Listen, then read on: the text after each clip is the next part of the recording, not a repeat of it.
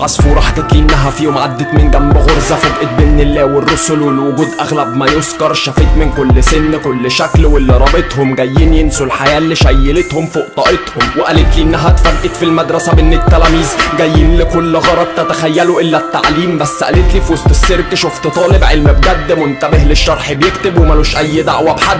للأسف تاني مرة شافت الطالب ده بكت، كانت طايرة جنب اسم صدفة وفوجئت لما لقت ظابط بيكهرب الطالب ويقول له علشان تبقى هتكتب وطن بلا تعذيب كويس على تيشيرتك. وحكت لي انها في يوم كانت على شجرة قدام باب مستشفى، شافت دكتور خارج من الاستقبال وواحدة ماسكة فيه بتقول له ارجوك جوزي بيموت. قال لها وانا مالي يا ستي هدفع لك من جيبي فلوس. صعب توصف الحياة في شكل معادلة فيزيائية سيمفونية، كل آلة فيها تبلك عشوائية. مفيش حل بيدوم والتغيير ملوش قانون، لا الوحش بيفضل وحش ولا هدايته شيء مضمون. صعب توصف الحياة في شكل معادلة فيزيائية سيمفونية، كل آلة فيها تبلك عشوائية. مفيش حل بيدوم والتغيير ملوش قانون، لا الوحش بيفضل وحش ولا هدايته شيء مضمون. العصفورة غابت عني يومين ورجعت بحكايات، منها ان واحد من مجموعة الغرزة مات، واحد تاني فاق قال يا اخوانا كفاية نسيان، بس دماغهم اعلى من انها تستقبل الكلام. وفي شارع لقيت خلق بتهتف تسقط الداخلية، طارت ورا المظاهرة وعند الاسم وقفت هي. لما لقيت كل واحد لابس ميري بيغيره، ويا ويل اللي كان بيعذب ناس وفي ناس حافظين منظره. اما الطالب اللي اتعذب فرد في مجموعة سلمية، الدرع اللي حمل اسم من الاعمال التخريبية.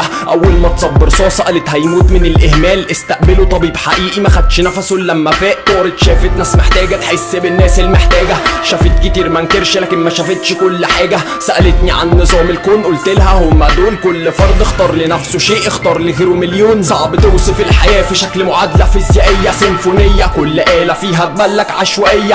مفيش حل بيدوم والتغيير ملوش قانون، لا الوحش بيفضل وحش ولا هدايته شيء مضمون. صعب توصف الحياة في شكل معادلة فيزيائية سيمفونية، كل آلة فيها تبلك عشوائية. مفيش حل بيدوم والتغيير ملوش قانون، لا الوحش بيفضل وحش ولا هدايته شيء مضمون.